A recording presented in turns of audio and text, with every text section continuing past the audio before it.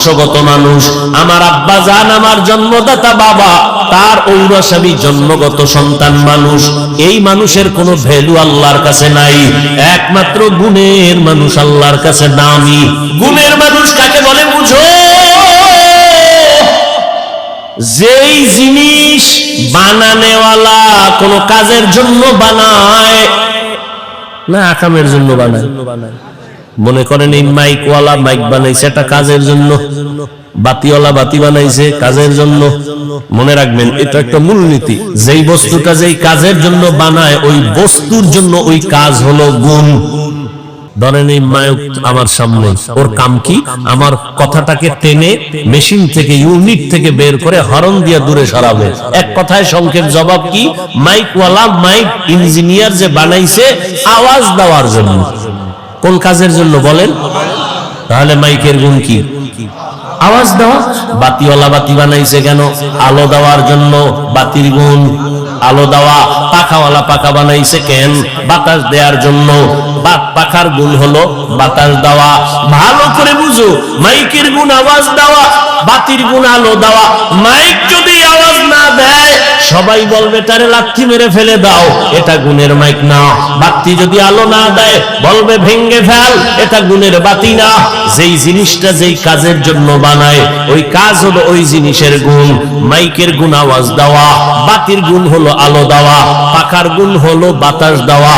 Mic যদি আওয়াজ না দেয় বলবে ভেঙ্গে ফেলো, গুণের মাইক না। বাতি যদি আলো না দেয় ভেঙ্গে ফেলো, এটা গুণের বাতি না। এবার জবাব দাও বাবারা, মানুষ আল্লাহ বানাইছেন কেন? আমার কথা কেন? ওয়ামা খালাকুতুল জিন্না ওয়াল ইনসা ইল্লা লিয়াবুদুন।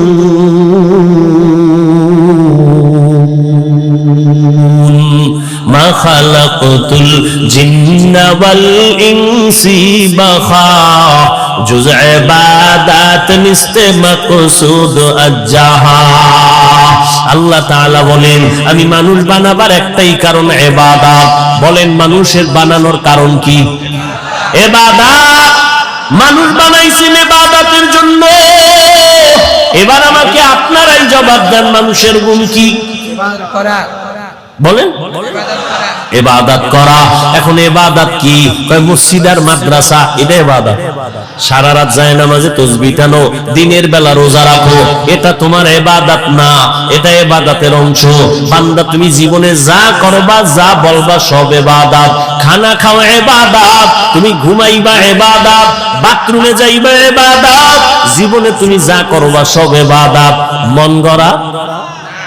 একজনে মাগরিবের নামাজে দাঁড়াইছে, 3 রাকাতে যাইয়া চিন্তায় পড়ছে বেজোর হইয়া লাভ কি, আর 2টা সিজদা বাড়াইয়া জোর করি 4 রাকাত হয়ে গেছে।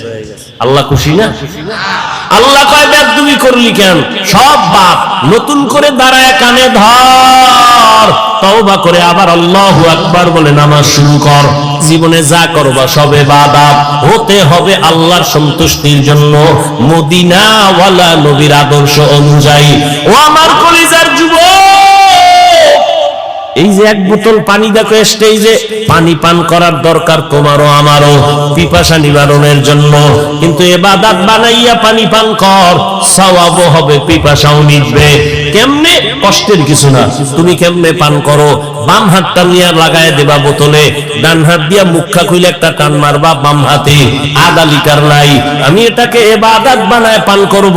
ডান হাতে বোতল ধইরা, বাম হাতে মুখাটা খুইলা, আমি বোতলটা মুখে দিয়া একবারে পুরাটা পান করব না, 3টা স্টেপ দিয়া আমি পান করব। 3 নিঃশ্বাসে পানিও পান হবে, ইবাদতও হবে। ইবাদতের পরিণাম ফল বিনা হিসাবে জান্নাত। জুতা তুমিও পরো, আমিও জুতা পরি, ইবাদত বানায় জুতা পরো। কেমনে? কষ্টের কিছু না। তোমারে কে বলছে ইসলাম কঠিন? বড় সহজ, তুমি মানতে জানো না। জুতাটা পরতে গিয়া ডান পাও ডান জুতায় আগে ঢুকাও, এরপরে বাম পা বাম জুতায় ঢুকাও। কোন জুতায় পাও যখন ঢুকলো লেভেল পজিশনে রাইখা কদম দেওয়ার আগে ডান পাও দিয়া কদম শুরু করো, এটা সুন্নাত। বাথরুমে তুমি যাও, আমিও যাই, ইবাদত বানায় বাথরুমে যাও। খালি পায়ে বাথরুমে যাইবা না, খালি মাথায় কখনো বাথরুমে যাইও না, কারণ নবী বলেন বাথরুম হলো জিন শয়তানের আড্ডাখানা। ওখানে গিয়া মানুষ অ্যাক্সিডেন্ট হয়, বুক ভেঙে যায়, মাথা ফেটে যায়, জুতা ছাড়া যাইবা না, খালি পায়ে যাওয়া নিষেধ, খালি মাথায় বাথরুমে যাওয়া নিষেধ। দোয়া পইরা ঢুকো, কিছু পারো না তো বিসমিল্লাহ বইলা ঢুকে যাও। বাথরুমে গিয়া যখন বসবা বাম পায়ের উপরে ভর করে বসবা, সুন্নাত। কোন পা? বাম পায়ের উপরে। হাঁটুর উপরে কাপড় উঠাবা না, এটা নবীর সুন্নাত। বাথরুম কমপ্লিট করে বের হয়ে আলহামদুলিল্লাহ বলো, বাম পা দিয়ে ঢুকবা, ডান পা দিয়ে বের হইবা। বাথরুম হয়ে গেল, ইবাদত হয়ে গেল। এখান থেকে মোনাজাতের পরে আমার বাবারা সবাই বাড়ি যাবেন, যাইয়া অনেকে ফ্রেশ হবেন। ফ্রেশ কি হবেন? ফ্রেশ হইতে গিয়ে গোসল করবেন, হাত ধুইবেন, চেহারা ধুইবেন, পা ধুইবেন। আমি বান্দাও বাসায় যেয়ে ফ্রেশ হব, তবে আপনার ফ্রেশটায় কোনো সওয়াব নাই। আমি সওয়াব বানাইয়া তারপরে ফ্রেশ হব।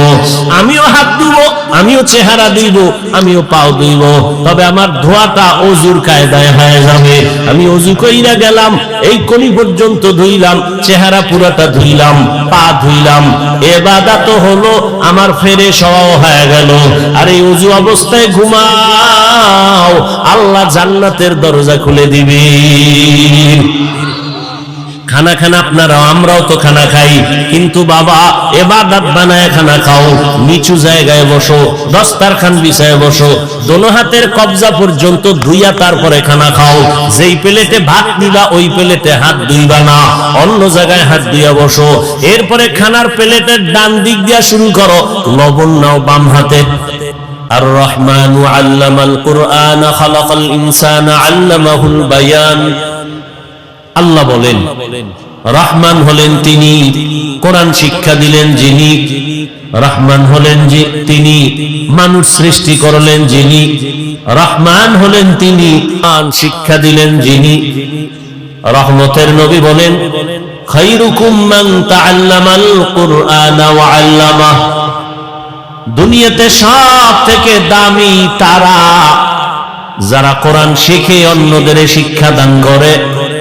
এদের মতো দামি এ জমিনের মধ্যে আর কোনো প্রাণী নাই, কোনো মানুষ নাই। ডাইরেক্ট কোরআন শিক্ষা দেওয়া নেওয়া এটাও যেমন খয়রে উম্মত, বড় দামি। ঠিক যারা কোরআন বুঝার জন্য ভিন্ন কোনো কিতাব পড়ে, ইলমে নাহবু পড়ে, ইলমে সরফ পড়ে, মানতিক পড়ে, বালাগাত পড়ে, এরাও বড় দামি। এমনকি আমরা যেখানে বসছি গভীর রাতে বয়ান করব, আপনারা শুনবেন, এটাও কোরআন শিক্ষারই একটা অংশ। এই মজলিসটাও বড় দামি। রহমতের নবী বলেন কোন গোলাপ ঘর থেকে যদি বের হইয়া উলামায়ে আহলে হকের মজলিসে যায়, প্রত্যেকের সাথে আমার আল্লাহ ৭০,০০০ রহমতের ফেরেশতাকে কাফেলা বানায়া দেয়। আতিনা ফি দারে দুনিয়া না হাসান, আতিনা ফি দারে উকবানা হাসান, ইয়া গিয়াসাল মুস্তাগীসিন ইহদিনা লিফতিখারা বিল উলুমি ওয়াল গিনা। এরকম একটা মজলিস আল্লাহ আরশে আজিমে মিলাইছেন ফেরেশতা দিয়া। আল্লাহ ফেরেশতাদের জিজ্ঞাসা করেন, ফেরেশতারা ধন্যপুর মাদ্রাসার মাঠের কি হালাত? বলে হাজারো মানুষ ওখানে হাজির। কেন? বলে আল্লাহ তোমাকে চায়, তোমার জান্নাত চায়, আর জাহান্নাম থেকে মুক্তি চায়। বলো ওরা আমার দেখছে? কয় না, যদি দেখতো পাগল পারা হয়ে যাইত। আমার জান্নাত দেখছিনি? বলে না, যদি দেখতো আশিক হয়ে যাইত, বেকারার হয়ে যাইত। আমার জাহান্নাম দেখছেনি? বলে না, যদি দেখতো বলে পাগল হয়ে ভাগার চেষ্টা করত।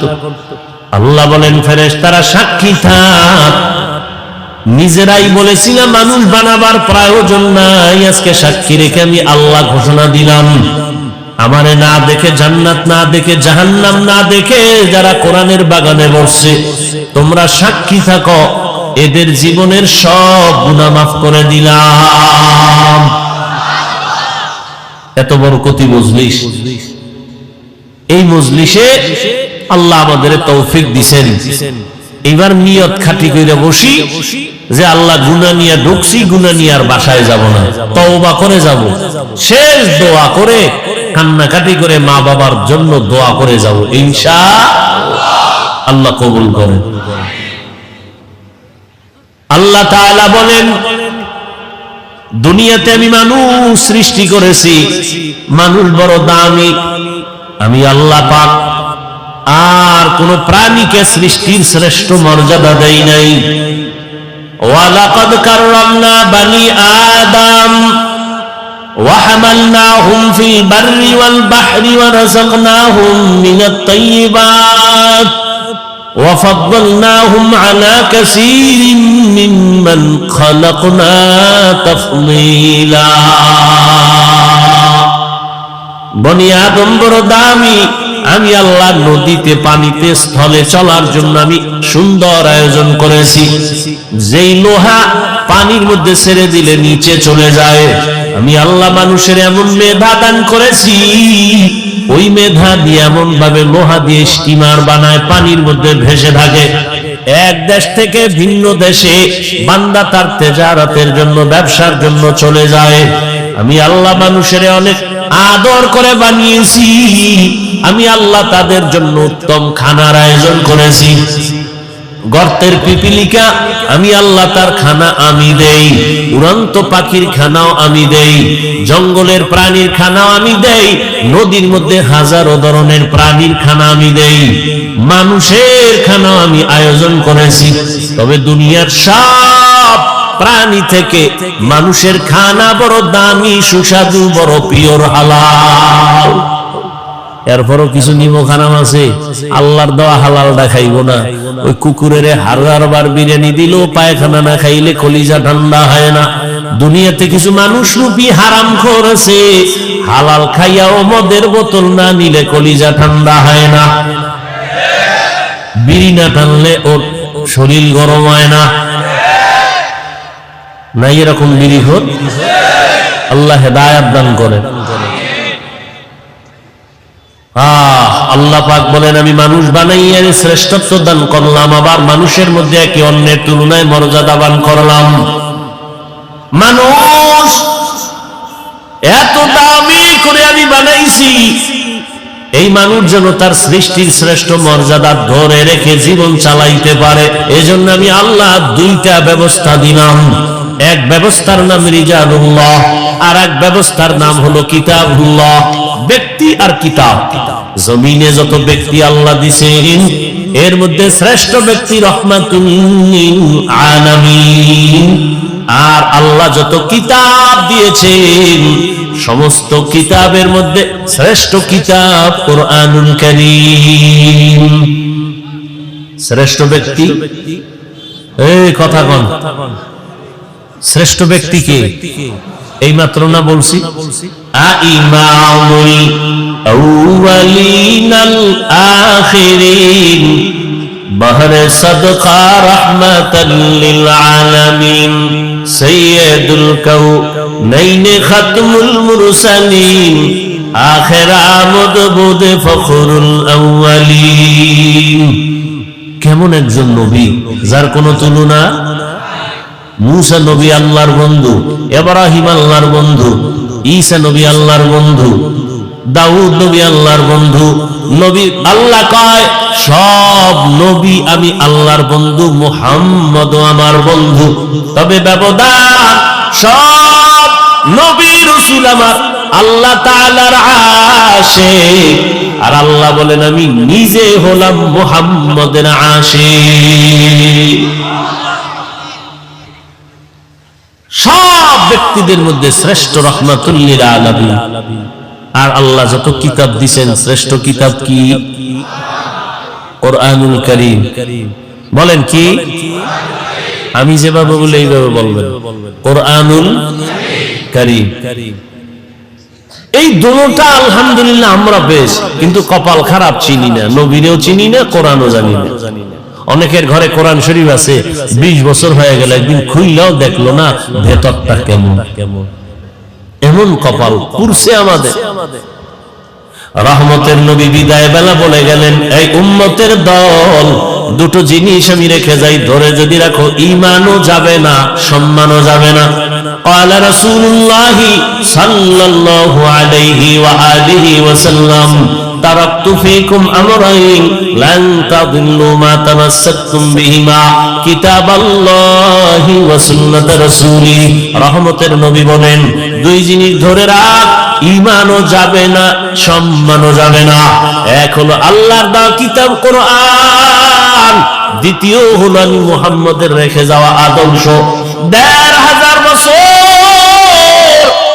গত হয়ে গেল, আজও এত বিপদ, এত বিপদ, এরপরও যাদের কাছে কোরআন আছে, নবী আদর্শ আছে, এরা এখনো ঈমান নিয়ে সম্মানে আছে।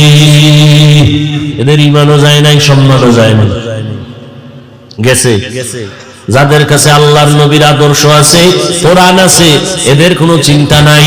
চেয়ারম্যানের চেয়ারের মেয়াদ শেষ, এমপির মেয়াদ, মন্ত্রীর মেয়াদ, কিছু ডিসিএসপির মেয়াদও শেষ, কিন্তু আল্লাহর কোরআনওয়ালা নবীর আদর্শওয়ালা আমাদের চেয়ারের কোনো মেয়াদই নাই। শেষ কিসের?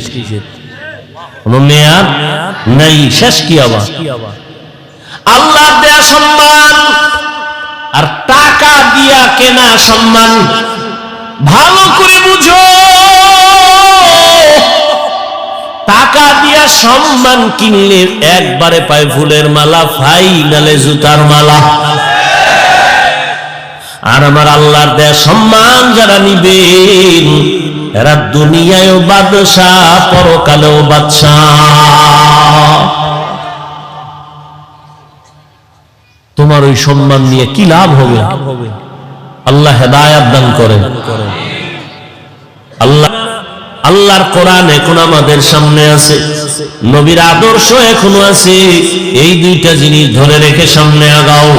আল্লাহ তাআলা বলেন, রহমতের নবী দুনিয়াতে আসার পরে 40 বছর পর আমি রহমতের নবীরে দাওয়াতের অনুমতি দিয়ে কাজে লাগাই দিলাম। 40 বছর পর্যন্ত রহমতের নবী কোথাও দাওয়াতের কাজ করে না। নামাজের কথা নাই, রোজার কথা নাই, জিকিরের কথা নাই, পর্দার দাওয়াত নাই। 40 বছর পর আল্লাহ তাআলা আমার নবীকে কোরআন দিয়া দাওয়াতের মধ্যে লাগায় দিলেন। রহমতের নবী এখন দাওয়াত দেয়, এক আল্লাহর ইবাদত করো, এক আল্লাহর সিজদা দাও। কিছুদিন পর আবার নবী বলেন, রবের ইবাদত করো। ইয়া আইয়ুহান নাস উবুদু রাব্বাকুমুল্লাযী খালাকাকুম ওয়াল্লাযীনা মিন ক্বাবলিকুম লাআল্লাকুম তাত্তাকুন।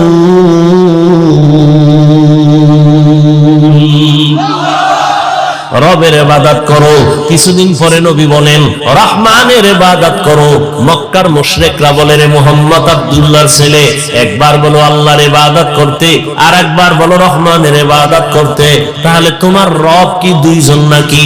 একজন আল্লাহ আর একজন রহমান? কয় না, আমার আল্লাহই তো আল্লাহ, তিনিই তো একমাত্র আল্লাহ, তিনিই তো রহমান। ওরা প্রশ্ন করে ফেললো, মানির রহমান, রহমানের পরিচয় দাও রহমানকে। আল্লাহ তাআলা সূরাতুর রহমান দিয়া রহমানের পরিচয় দেওয়া শুরু করলেন। আর রহমান আল্লামাল কুরআন।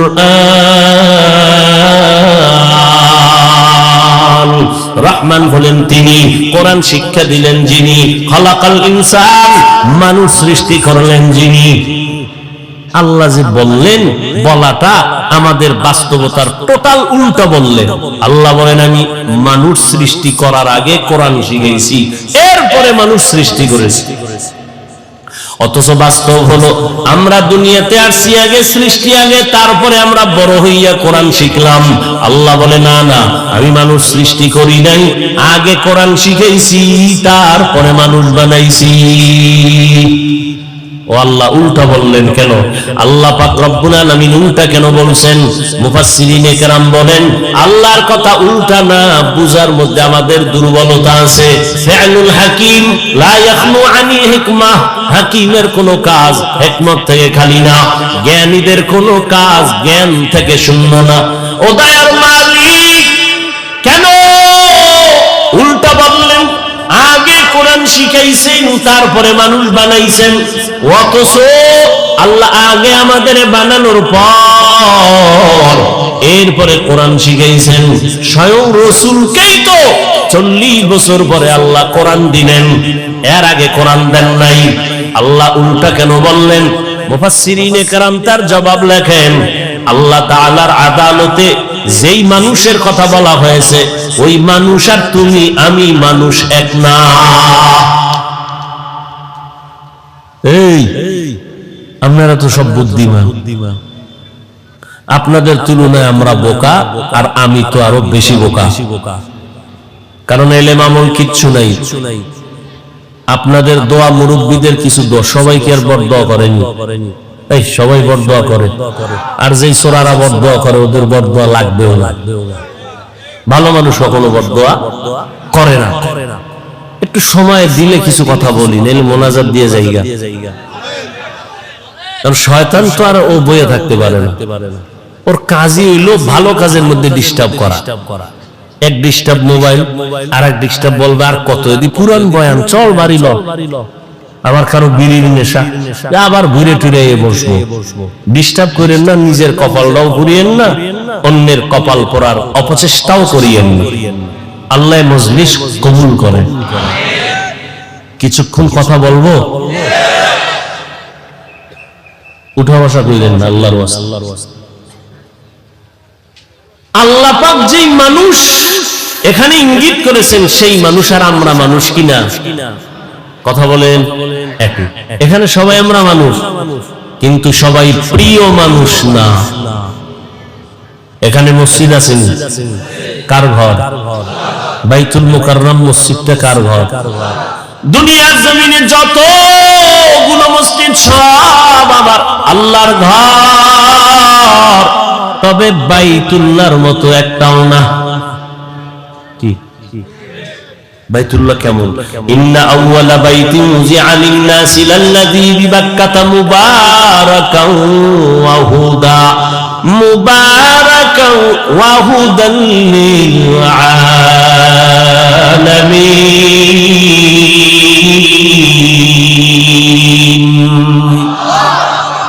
জমিন আল্লাহ বানাইয়া প্রথম একটা ঘর আল্লাহ বানাইছেন বাইতুল্লাহ বাক্কা নগরীতে, আর আল্লাহ কিছুই বানান নাই। এটা এমন একটা ঘর, যেই ঘরের দিকে শুধু তাকাইয়া থাকবা, অনবরত আমলনামায় সওয়াব। আপনি এই মসজিদের দিকে তাকায় থাকলে সওয়াব, বাইতুল্লাহর দিকে তাকাইলে সওয়াব আছে না নাই? যতক্ষণ তাকায় থাকবে অনবরত সওয়াব। শুধু কি তাই? রহমতের নবী বলেন, এই হাজী সাহেব, সফর করতে যদি যাও বাইতুল্লাহর দিকে যখন প্রথম তোমার নজর পড়বে, নজরটা পড়া মাত্র যদি দোয়া করো, যে কোনো দোয়া প্রথম নজরেই কবুল হয়ে যাবে। আতিনা ফি দারে দুনিয়া না হাসানান, আতিনা ফি দারে উকবা না হাসান, ইয়া গিয়াসাল মুস্তাগীসিন ইহদিনা ইফতিখারা বিল উলুমে ওয়াল গিনা। হর গরিদে নেকো তু তৈয়ার है, जो न मांगे उससे तू बेजार है। তাহলে মসজিদ সব কার ঘর? সব সমান বলেন না কেন? ভালো করে বুঝো। আপনাদের এলাকায় কুকুর আছে না? এই মাখলুক গুলো কে বানাইছেন? সব আল্লাহর বানানো মাখলুক। সব কুকুর আমার আল্লাহর মাখলুক, তবে সব কুকুর আল্লাহর কাছে দামি না। আসহাবে কাহাফের সাথে যেই কুকুরের সম্পর্ক, এটা এত দামি, জান্নাতে যাবে। সুবহানাল্লাহ। না যেই তাহলে বিড়ি টানো, সুবহানাল্লাহ কেমনে? সারাদিন গীবত, শেখাত, গালাগালি, মিথ্যা, আর সারা রাত তো মোনাজাত ধরে হইয়া হইয়া। আমরা মোনাজাত ধরি বইয়া, তোমরা মোবাইল আলারা মোনাজাত ধরে হইয়া। কখন রাত্র 3টা 4টা বাজে খবরও নেই। কোন দিন আজরাইল আইসা মোবাইল সহ লয়ে যাইব আর হুশই থাকবে না। जिंदगी में बंदगी तू कार नहीं, जिंदगी में बंदगी तू कार नहीं, जिंदगी बे बंदगी शर्मिंदा है, जिंदगी बे बंदगी शर्मिंदा है। यहाँ हम सब मुसाफिर दिल ना लगा, अहले दिल की नजर से रूह करता जा, शाह दौलत सब फकीर गर नेक नहीं, शाह दौलत सब फकीर गर नेक नहीं, जिंदगी में बंदगी तू कर नहीं, जिंदगी में बंदगी तू कर नहीं, जिंदगी बे बंदगी शर्मिंदा है, जिंदगी बे बंदगी शर्मिंदा है, जिंदगी में बंदगी कुन बंदगी, बंदगी बे जिंदगी शर्मिंदगी। ও আমার কলিজার যুবক, কয়দিন আর যৌবনের বাহাদুরি করবি? করোনায় কত যুবকের লাশ, জানাজা হলো, কবরে রাখলাম, ট্রিপল মাস্ক লাগায়া বয়া রইছে কুলাঙ্গার শিক্ষিত দুই সন্তান। বাবারে করোনায় ধইরা ফেলছে, কাছে যায় না মরার ভয়ে। এক পর্যায়ে বাবায় মরেই গেল। ওই শিক্ষিত দুই কুলাঙ্গার মাস্ক লাগাইয়া এলাকার গরিবের টাকা দিয়ে কয়, লাশটারে টেনে টেনে রাস্তায় ফেলে দিয়ে আস। রাস্তায় ফেলে দেওয়ার পরে ওই কুলাঙ্গার দুই সন্তান দরওয়াজা জানালা লক করে দিল। এক নজর দেখলো না বাবার লাশ কুকুরে খাইলো নাকি জানাজা হলো। এই যুবকেরা, ইতিহাস ভুলবি না। ওই সময় দেখছনি এই দেশের টুপিওয়ালা ওলামায়ে কেরাম শত শত করোনার লাশ কাঁধে নিলেন, গোসল করালেন, কাফন পরালেন, জানাজা পড়াইয়া কবরের মধ্যে রাখলেন। একজন হুজুরেও করোনায় মরে না। কেমনে বুঝাবো রে যুবক? শুরুতেই বলেছি ওলামায়ে কিরাম ছাড়া কেউ তোদের আপন না। তুই যাকে আপন মনে করো, আমি বলি এ তোর ধান্দাবাজ আর চান্দাবাজ। স্বার্থে যদি আঘাত লাগে তোর দল থেকে নাম কাটবে না, কল্লা কেটে ফেলবে। ওরে আল্লাহর গোলাম, ওলামায়ে কেরাম এই জাতিকে নিয়ে যেই ভাবনাটা ভাবে, এই ভাবনা কেউ ভাবে না। সবাই ভাবে নিজের চেয়ার, নিজের ক্ষমতা, নিজের দল। আর ওলামায়ে কেরাম নিজের নিয়ে ভাবে না। ইমামতি থাকলে থাকলো, না থাকলে নাই, বয়ান হলে হলো, না হলে নাই। কিন্তু জাতিরে জুলুমের শিকার হতে দেওয়া যাবে না। এই জন্য মাজায় গামছা বাইদা রাস্তায় নেমেছি। নামার পরে সফলতা আনার পরেও কোনো হুজুর কয় নাই আমার উপদেশটা বানাও। তবে সব আলেম ওলামারা হুঙ্কার দিয়েছে, আবার জুলুম যদি হয় আবার এই জমিনে আন্দোলন হবে। কোন জালেমকে সুযোগ দেওয়া হবে না। জুলুমের বিরুদ্ধে আন্দোলন। মুসলমানের আন্দোলন একবার হয় না, বারবার।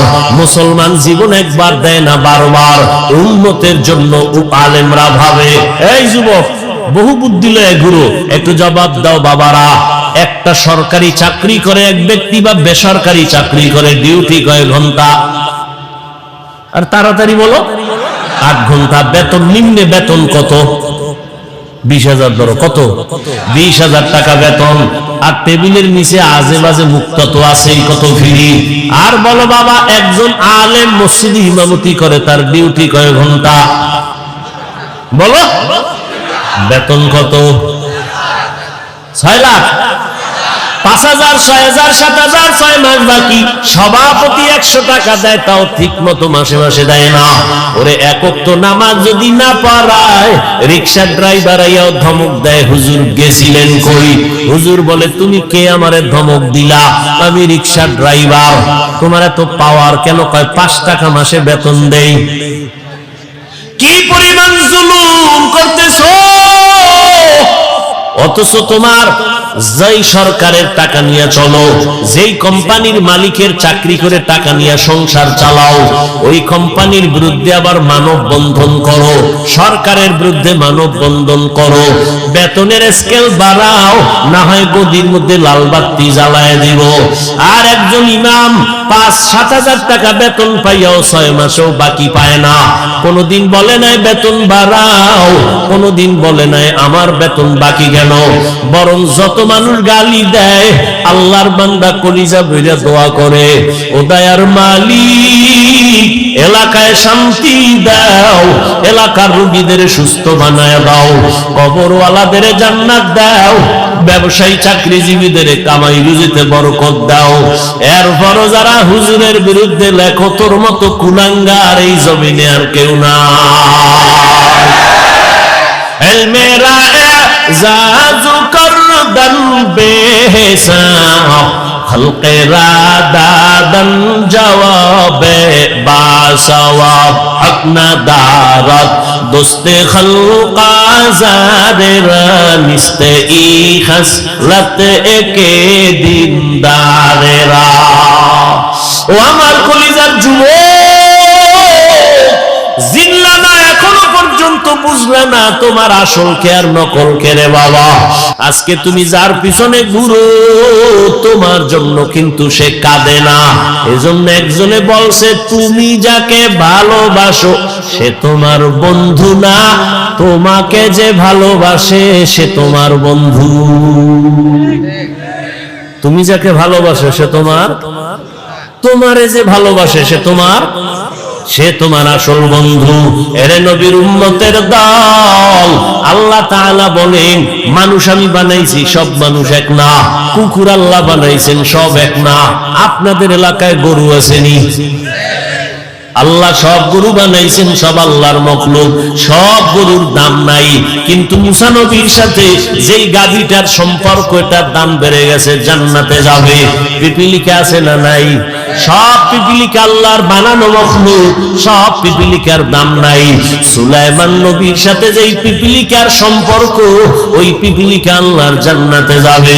এই জমিনে আবার আল্লাহ উট আর উটনি বানাইছে, কোন উটনি আর উটের দাম ওই পরিমাণ নাই। রহমতের নবী যেই উটে সওয়ার হইছেন, ওই উট জান্নাতে যাবে। ওরে আল্লাহর বান্দা, সালেহ আলাইহিস সালামের পাহাড় থেকে বেরিয়ে আসা উটনি আল্লাহর জান্নাতে যাবে। এরে নবীর আশিক উম্মতের দল, ভালো করে বুঝো, এই আকাশের খোলা জায়গায় কত পাখি উড়তেছে, কত সুন্দর সুন্দর পাখি, একটারও মূল্য নাই। ওই সুলাইমান নবীর হুদহুদ নামের পাখিটা আল্লাহর জান্নাতে চলে যাবে। মানুষ তো সব আমার আল্লাহর বানানো মখলুক, সব মানুষ আমার আল্লাহর জান্নাতে যাবে না। এইবার বুঝো মানুষ কাকে বলে, ভালো করে শুনো। একদল মানুষ আছে বংশগত মানুষ, আর একদল মানুষ হলো গুণগত মানুষ, আর একদল মানুষ হলো জন্মগত মানুষ। আল্লাহর আদালতে বংশগত মানুষের কোনো মূল্য নাই, জন্মগত মানুষের মূল্য নাই। একমাত্র গুণগত মানুষগুলো দামি। কেমন দামি? আল্লাহ বলেন, আমি এদের বিনা হিসাবে জান্নাত দিয়ে দিব। গুণের মানুষ কাকে বলে? বংশগত মানুষ তো তারা যেই মানুষের বংশে জন্ম হয়। আমাদের বংশগত বাবা পয়গম্বর আদম, আর আমরা তার সন্তান, বংশগত মানুষ। আমার আব্বা জান, আমার জন্মদাতা বাবা, তার ঔরসাবী জন্মগত সন্তান মানুষ। এই মানুষের কোনো ভ্যালু আল্লাহর কাছে নাই। একমাত্র গুণের মানুষ আল্লাহর কাছে দামি। গুণের মানুষ কাকে বলে বুঝো? যেই জিনিস বানানেওয়ালা কোন কাজের জন্য বানায় না, আকামের জন্য বানায়। মনে করেন এই মাইকওয়ালা মাইক বানাইছে এটা কাজের জন্য, বাতিওয়ালা বাতি বানাইছে কাজের জন্য। মনে রাখবেন এটা একটা মূলনীতি, যেই বস্তুটা যেই কাজের জন্য বানায় ওই বস্তুর জন্য ওই কাজ হলো গুণ। ধরেন এই মাইক আমার সামনে, ওর কাম কি? আমার কথাটাকে টেনে মেশিন থেকে ইউনিট থেকে বের করে হরন দিয়ে দূরে সরাবে। এক কথায় সংক্ষেপ জবাব কি? মাইকওয়ালা মাইক ইঞ্জিনিয়ার যে বানাইছে আওয়াজ দেওয়ার জন্য। কোন কাজের জন্য বলেন? তাহলে মাইকের গুণ কি? আওয়াজ দেওয়া। বাতিওয়ালা বাতি বানাইছে কেন? আলো দেওয়ার জন্য। বাতির গুণ আলো দেওয়া। পাখাওয়ালা পাখা বানাইছে কেন? বাতাস দেওয়ার জন্য। পাখার গুণ হলো বাতাস দেওয়া। ভালো করে বুঝো, মাইকের গুণ আওয়াজ দেওয়া, বাতির গুণ আলো দেওয়া। মাইক যদি আওয়াজ না দেয় সবাই বলবে তারে লাথি মেরে ফেলে দাও, এটা গুণের মাইক না। বাতি যদি আলো না দেয় বলবে ভেঙ্গে ফেল, এটা গুণের বাতি না। যেই জিনিসটা যেই কাজের জন্য বানায় ওই কাজ হলো ওই জিনিসের গুণ। মাইকের গুণ আওয়াজ দেওয়া, বাতির গুণ হলো আলো দেওয়া, পাখার গুণ হলো বাতাস দেওয়া। মাইক যদি আওয়াজ না দেয় বলবে ভেঙ্গে ফেলো, গুণের মাইক না। বাতি যদি আলো না দেয় ভেঙ্গে ফেলো, এটা গুণের বাতি না। এবার জবাব দাও বাবারা, মানুষ আল্লাহ বানাইছেন কেন? আমার কথা কেন? ওয়ামা খালাকুতুল জিন্না ওয়াল ইনসা ইল্লা লিয়াবুদুন।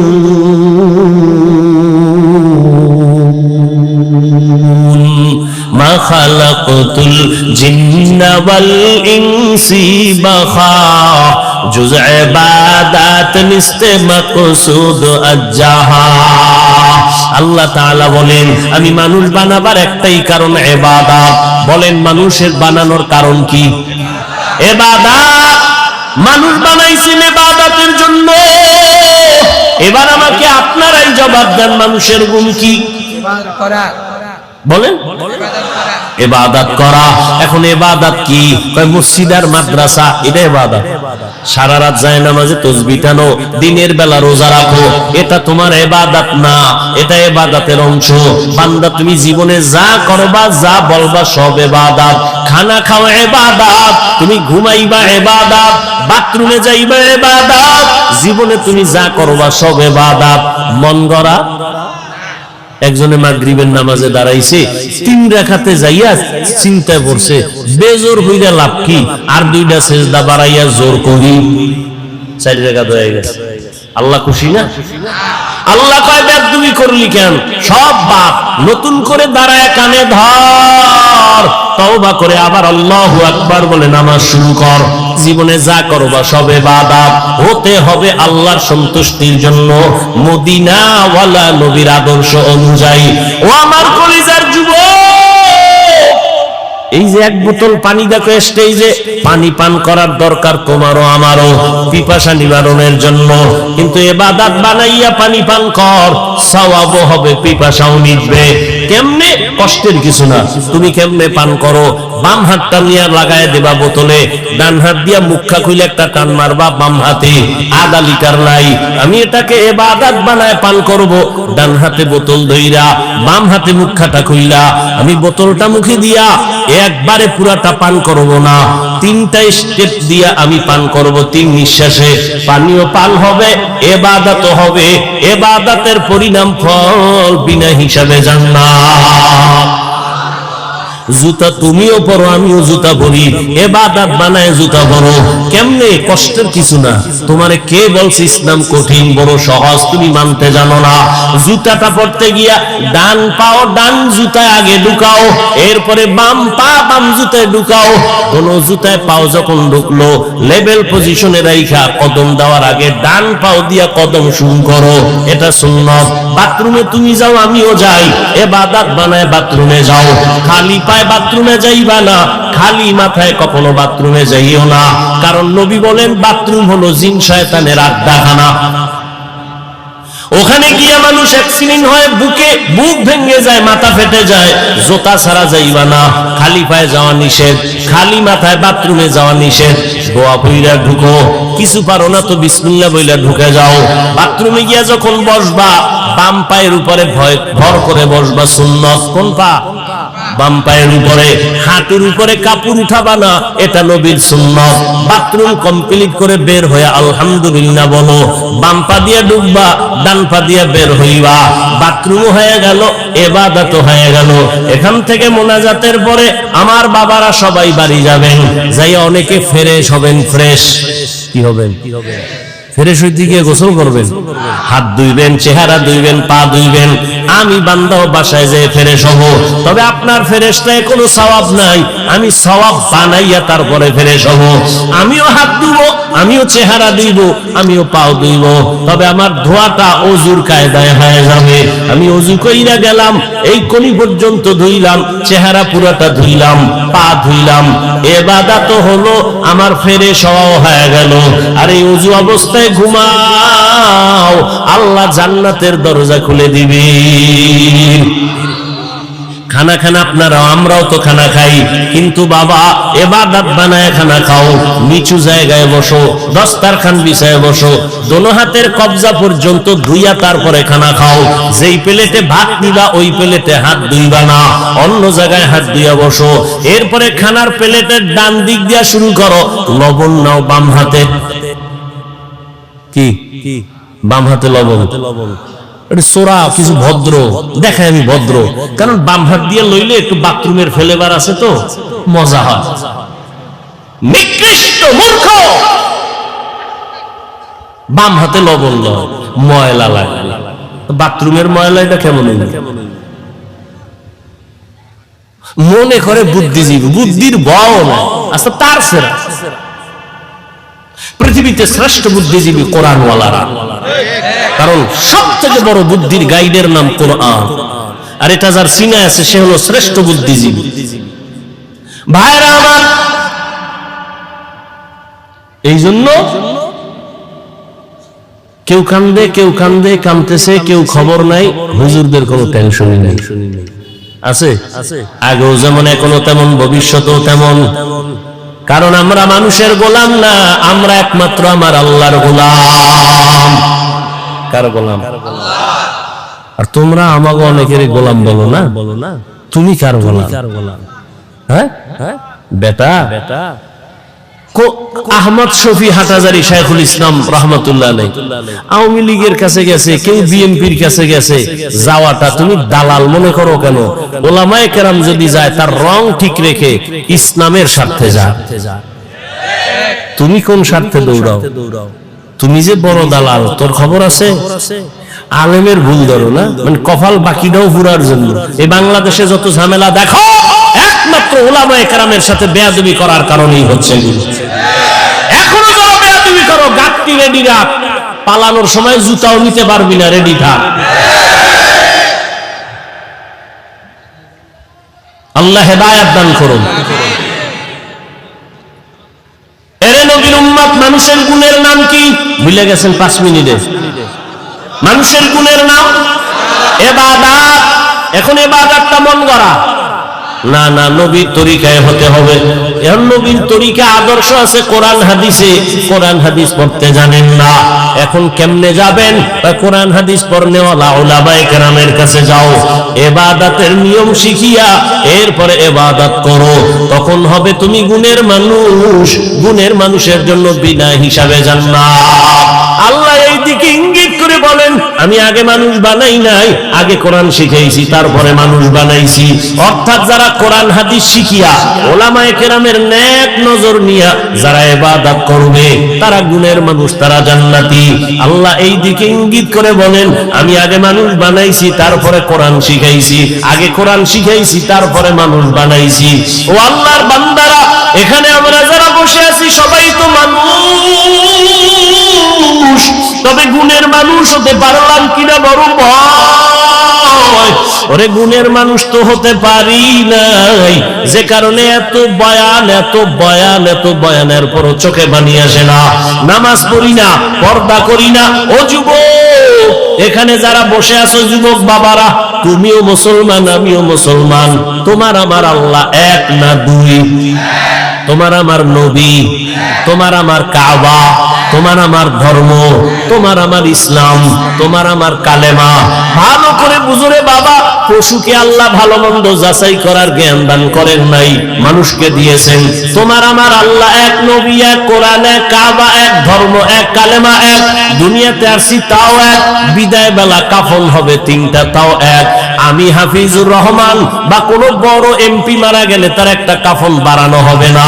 রিকশা ড্রাইভার যদি গরিব হয়ে মরে যায় একটা কাফন কমাইয়াও দিবে না, কালার হবে আলাদা। হুজুরদের কাফনের কালার এক রকম, যুবক বাবাদের আর এক রকম।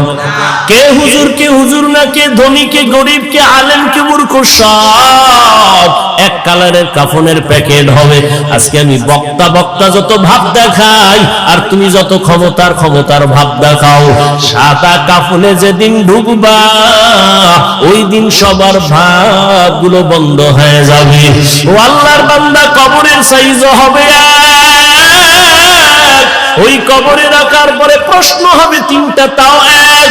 রবের পরিচয় দাও, ধর্মের পরিচয় দাও, রাহমাতুল লিল আলামিনের পরিচয় দাও। ও আমার কলিজার যুবক,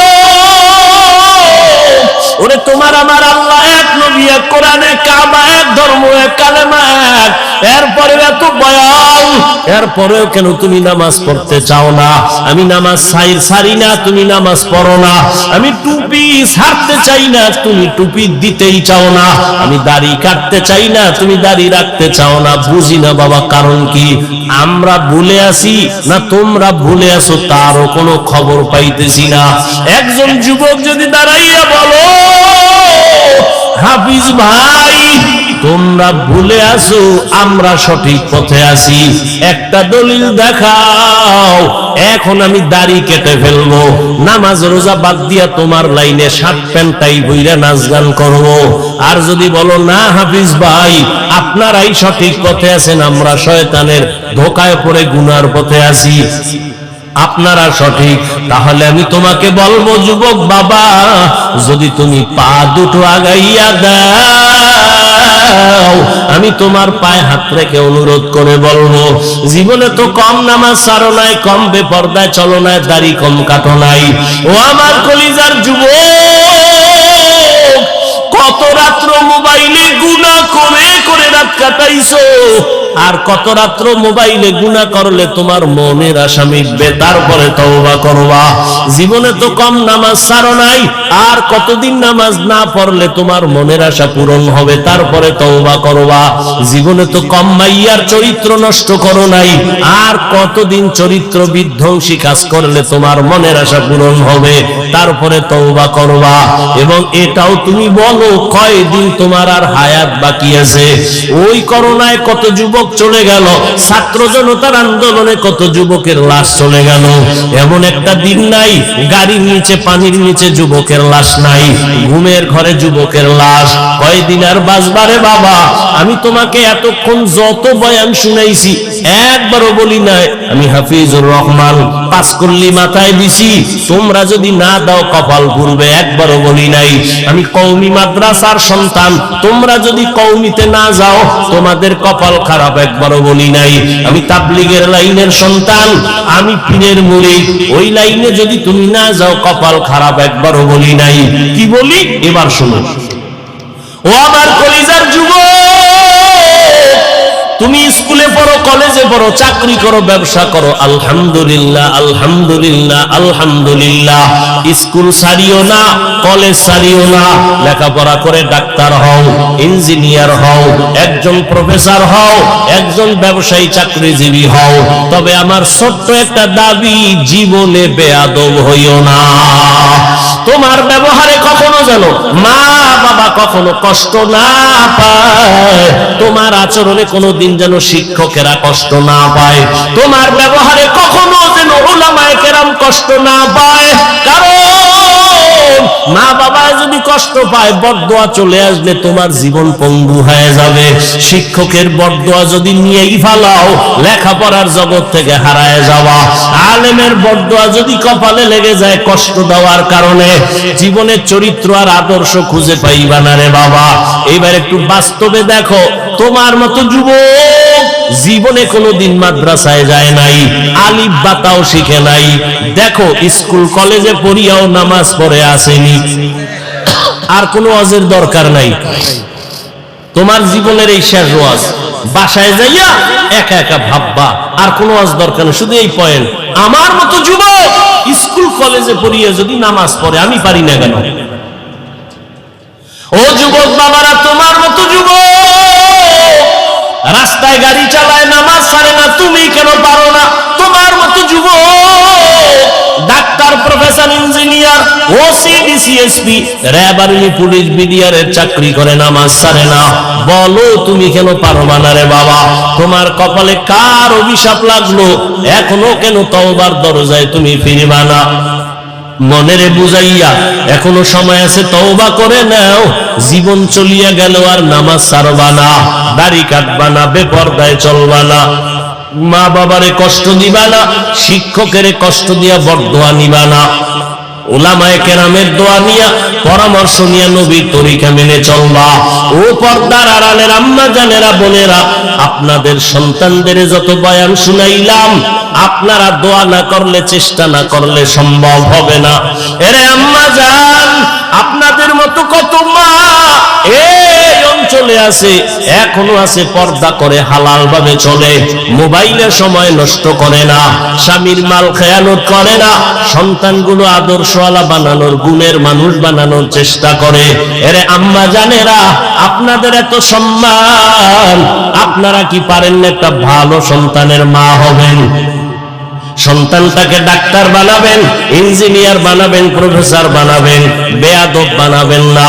আপনার সন্তান যেন কখনো মা বাবার সাথে বেয়াদবি না করে, শিক্ষকের সাথে বেয়াদবিমূলক আচরণ না করে, উলামায়ে কেরামের পরামর্শ নিয়া নবীজির তরিকা মেনে যেন চলে। ও আমার যুবক বাবারা, ও পর্দার আড়ালের মা বোনেরা, এখনো সময় আছে, তওবা করে নেন। কোন দিন মরণ হবে জানা নাই। ঘুমের ঘরেও যদি আজরাইল আসিয়া পড়ে, ও যুবক বাবা, ঘুমের মধ্যেই তোমার মরণ হয়ে যাবে।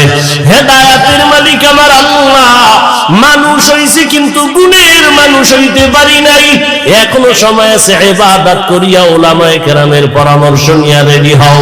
মনে মনে পিছনের গুনাহ থেকে তওবা করো, আল্লাহকে বলো, হেদায়ার মালিক, জীবনে গুনাহ তো কম করি নাই, আজকে থেকে তওবা করে নিলাম, নামাজ ছাড়বো না, বেপরদায় চলবো না, মা বাবারে কষ্ট দিব না, উলামায়ে কেরাম মুরব্বিদের দোয়া নিয়ে নবীর তরিকা মেনে চলবো।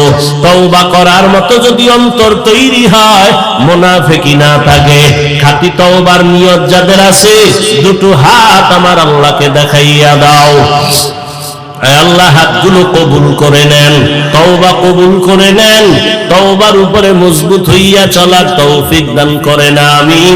আলহামদুলিল্লাহি রাব্বিল আলামিন, والصلاة والسلام على سيد الأنبياء والمرسلين وعلى آله وأصحابه أجمعين يا أرحم الراحمين يا أرحم الراحمين يا أرحم الراحمين رب ارحمهما كما ربياني صغيرا اللهم إنك عفو كريم تحب العفو فاعف عنا اللهم إنا نسألك رضاك والجنة ونعوذ بك من سخطك والنار اللهم إنا نعوذ بك من البرص والجنون والجذام وسيء الأسقام الحمد لله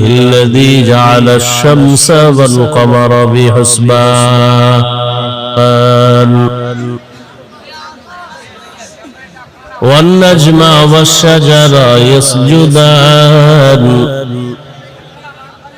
وفضل زمانا على زمان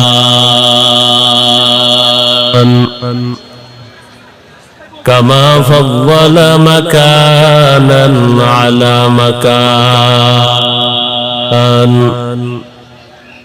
وإنسانا على إنسان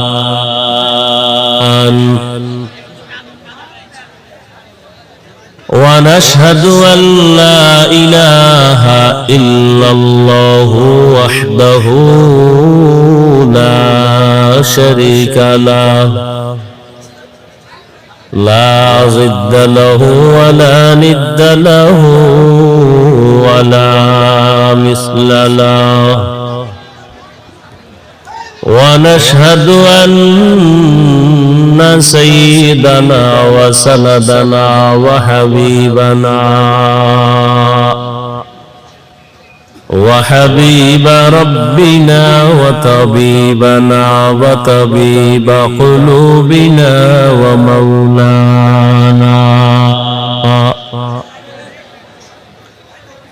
ومولانا محمدا عبده ورسوله أرسله بالحق بشيرا ونذيرا وداعيا إلى الله بإذنه وسراجا منيرا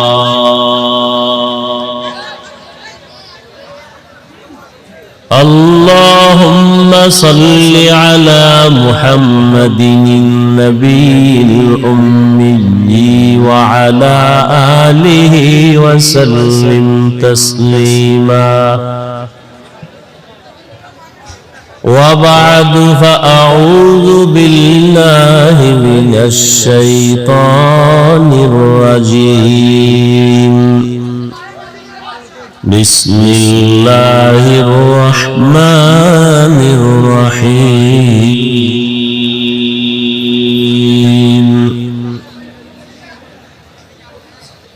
الرحمن علم القرآن خلق الإنسان علمه البيان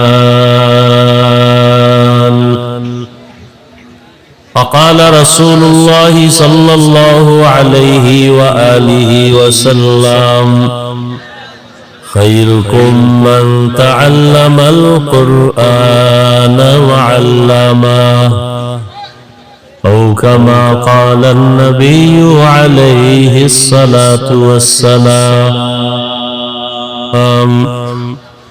صدق الله مولانا العظيم وصدق رسوله النبي الأمي الكريم ونحن على ذلك من الشاهدين والشاكرين والذاكرين والحمد لله رب العالمين سبحانك لا علم لنا إلا ما علمتنا إنك أنت العليم الحكيم رب اشرح لي صدري ويسر لي أمري واحلل عقدة من لساني يفقه قولي درفشانی نے تیرے قطروں کو دریا کر دیا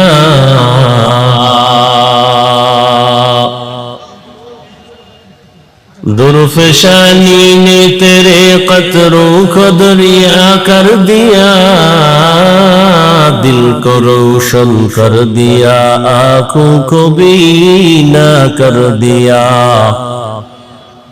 دل کو روشن کر دیا آنکھوں کو بینا کر دیا حقیقت کھل جائے گی بوقت امتحان تیرے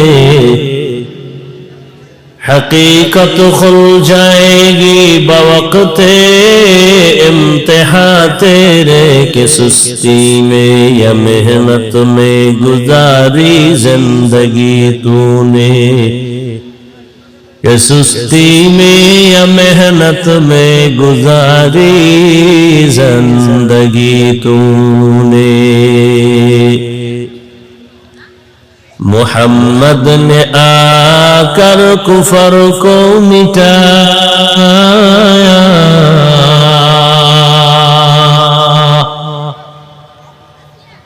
मोहम्मद ने आकर कुफर को मिटाया, कुफर को मिटा कर सदाकत बताया, कुफर को मिटा कर सदाकत बताया।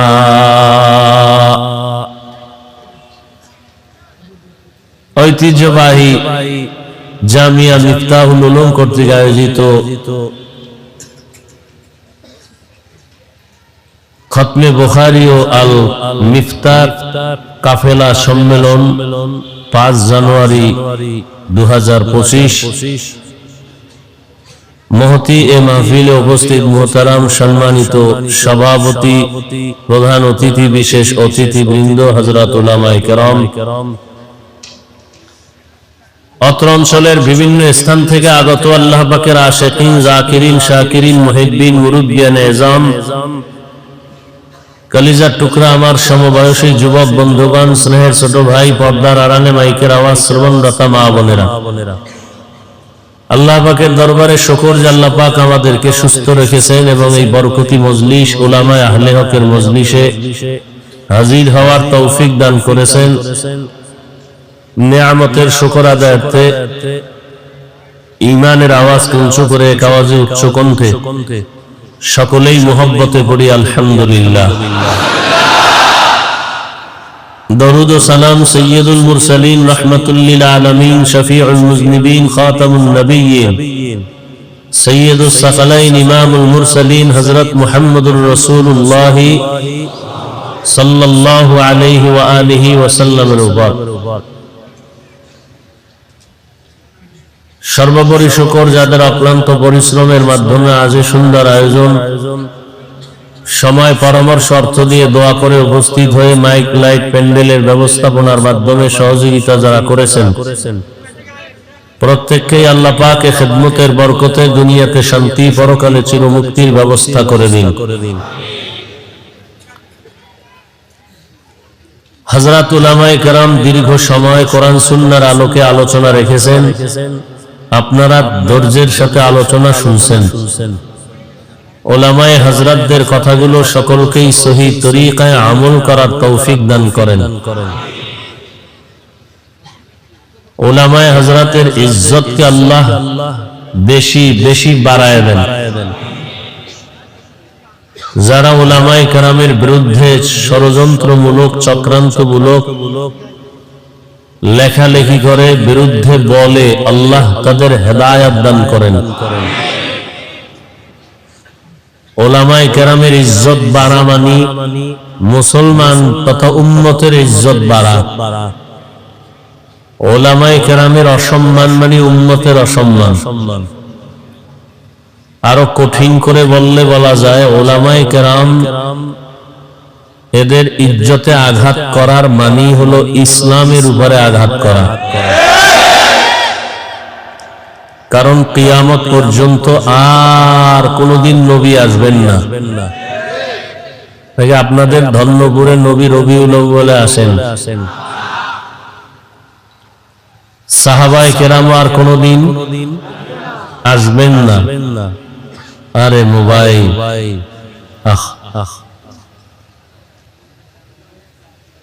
বরদোয়া করা হালাল হইলে তাহাজ্জুদে শুধু বরদোয়া করতাম এই মোবাইলের কারণে, এই মোবাইল ওয়ালাদের জন্য। কপাল এত নষ্ট হইছে এই জাতি, যে একটা বেহেশতের বাগান যেখানে বসা মাত্রই গুনাহ মাফ। কত বড় কপাল পোড়া যে বসছে বেহেশতের বাগানে, করতেছে কবিরা গুনাহ।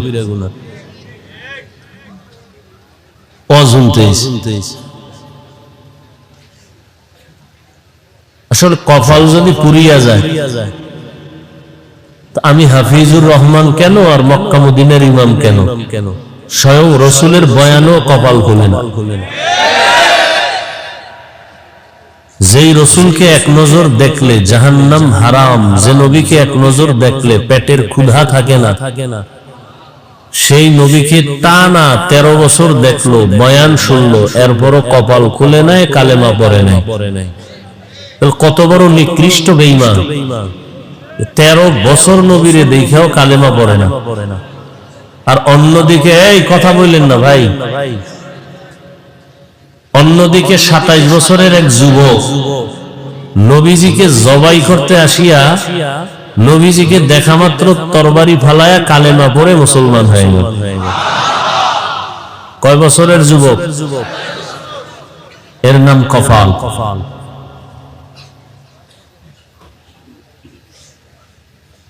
বহুদিন ধরে এই মাহফিলের প্রচারণা চলতেছে, অনেকে আসার নিয়ত করছে, আসতে পারে নাই। এরা এক কফালওয়ালা।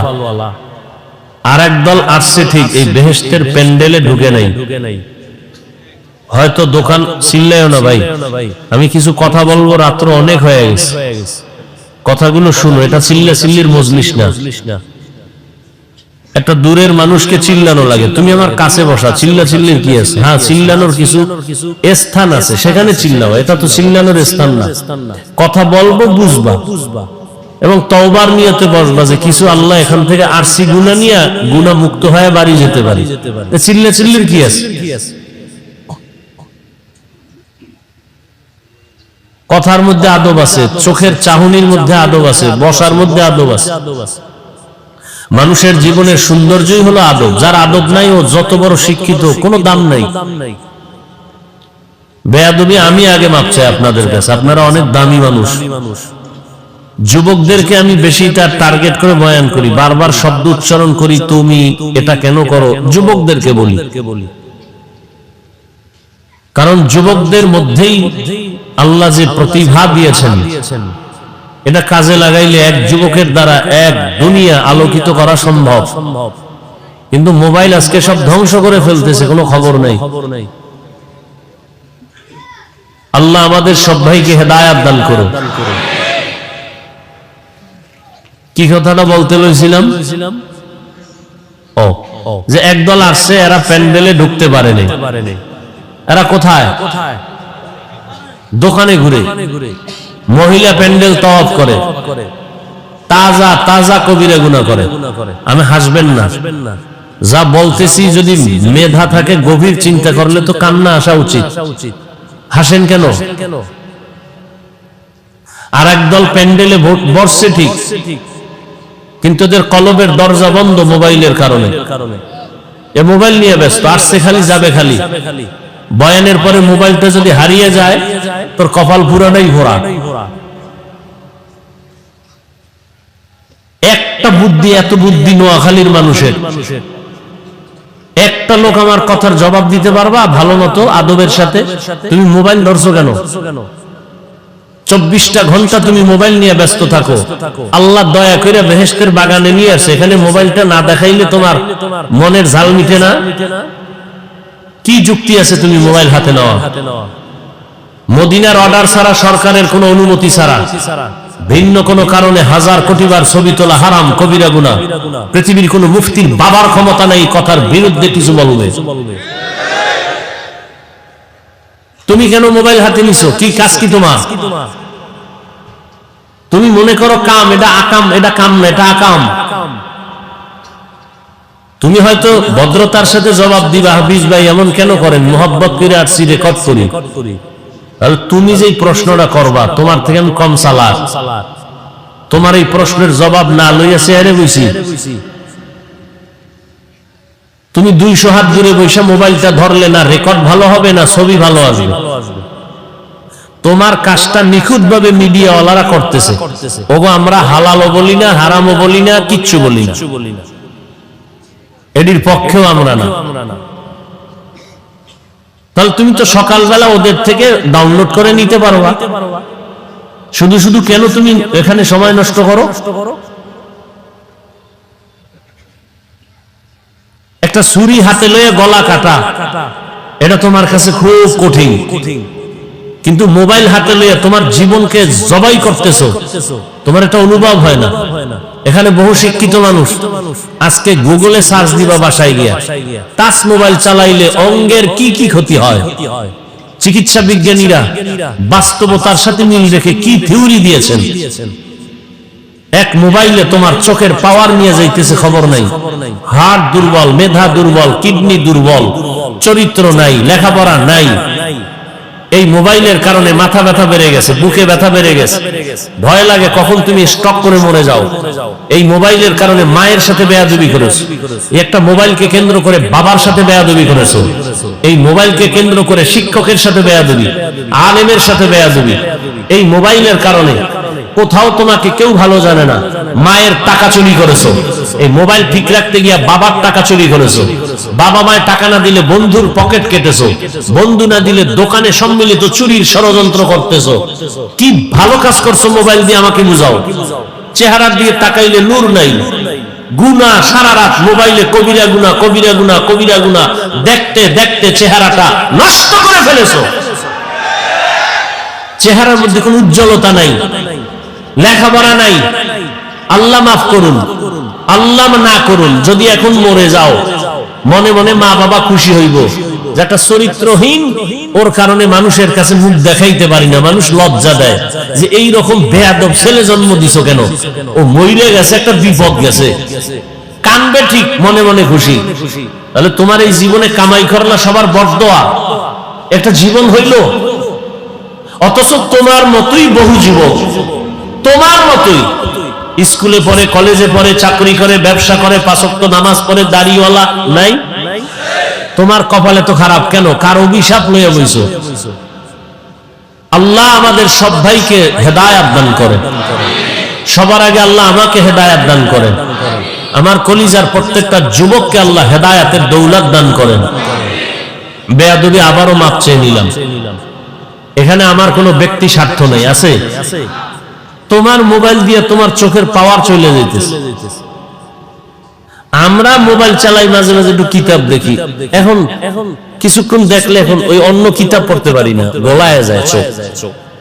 মাথা ব্যথা, জীবনে এই পরিমাণ মাথা ব্যথা ছিল না, ইদানিং এই পরিমাণ মাথা ব্যথা, বুকে ব্যথা, হঠাৎ বুকে ব্যথা। এরপরে তো টাইম মতো ঘুম নেই। মানুষের জীবনের সব থেকে মহা এক মূল্যবান জীবন সুস্থতার ঔষধ রাতের ঘুম। এই ঘুমটা আমি মারতেছি বয়ান করার কারণে, তুই মারতেছ কি কইরা? এবার চিন্তা করতো, যুবককে বলছি, আমি তো বয়ান করার কারণে রাত্রে ঘুমাইতে পারি না, আর তুই ঘুম মারছো কি কইরা সারা রাত? হিসাব করতো। একটা বেঈমানের বাচ্চাকেও যদি পাও দিলে বুঝাইতাম, তওবা করতো। তোমার কপাল কেন এত খারাপ? তুমি তো তওবা করতেই চাও না, বরং উল্টা স্লোগান দাও, কি রাস্তা দিয়ে যাইবে আর কইব এত হুজুর ওয়াজ করলো, কারো লাগলো না, ওনারে এত লাগলো, ওনারে বাদ দাও, আকাম বাদ দিব না, হুজুর বাদ দাও। এ জাতির কপাল এত খারাপ হইছে, হুজুর বাদ দিবে, আকাম বাদ দিবে না, বলবে হুজুর বাদ দাও। এত হুজুরে বয়ান করলো, কারো লাগলো না, ওনার লাগে গেছে। উনি একজন হুজুর দেশে জ্বালাইছে নতুন। হ্যাঁ, নতুন নতুনরা মরে গেলে আর বলনেওয়ালাও কেউ থাকবে না। আল্লাহ সবাইকে মাফ করে দেন। তো উলামায়ে কেরামের ইজ্জত, উম্মতের ইজ্জত, কিয়ামত পর্যন্ত এই জাতিকে শান্তির ঠিকানা দিবেন একমাত্র উলামায়ে কেরাম, কোরআন সুন্নাহর আলোকে। আমি 2 মিনিট কথাগুলো বলতেছি, একটু খেয়াল করবেন, বিশেষ করে যুবকদেরকে বলছি। যুবক, বিশাল মহাসাগর পাড়ি দিয়ে কিন্তু তুমি এখনো জিন্দা আছো, আর অনেকে ওই সাগরে ডুবে গেছে, শাহাদাতের পেয়ালা পান করেছে। যুবক, ইতিহাস ভুলবা না, তুমি মুসলমান, এটা তোমার সব থেকে বড় দামি একটি পয়েন্ট। গোটা দুনিয়া যত মাস্তান দেখো, সব মাস্তানরা ইসলাম আর মুসলমানকে ভয় পায়। তা তুমি মুসলমান, এটা তোমার পাওয়া। তুমি যুবক, এটা তোমার আরো পাওয়া। তবে মনে রাখবা, তোমার এই পাওয়া ত্বরান্বিত করতে লাগবে উলামায়ে কেরামের নেক দোয়া। ছাত্র জনতার বৈষম্য বিরোধী আন্দোলনে সফলতার চাপ উঠে নাই ততক্ষণ, এদেশের উলামায়ে কেরাম ছাত্র নিয়ে মাঠে নামে নাই যতক্ষণ। চিনলা না আসল মানুষ। চান্দাবাজার ধান্দাবাজের পিছনে পড়ে পড়ে কিছু পাওয়ার লোভে দাড়ি কেটে ফেলেছো, নামাজ শেষ করেছো, চরিত্র নষ্ট করেছো, অথচ যাদের পেছনে ঘুরো এরা সব তোমার স্বার্থপর, চান্দাবাজ আর ধান্দাবাজ।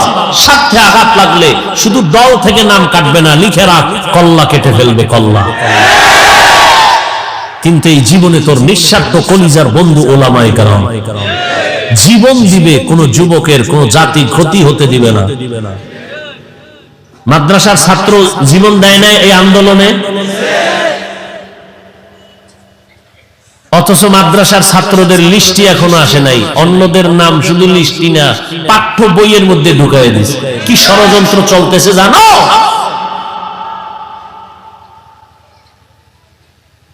ওদের নাম পাঠ্য বইয়ের মধ্যে দিয়ে দিছে, আর মাদ্রাসার ছাত্র যে শহীদ হইল এদের নাম বইয়ে দিবি দূরের কথা, লিস্টি করে না।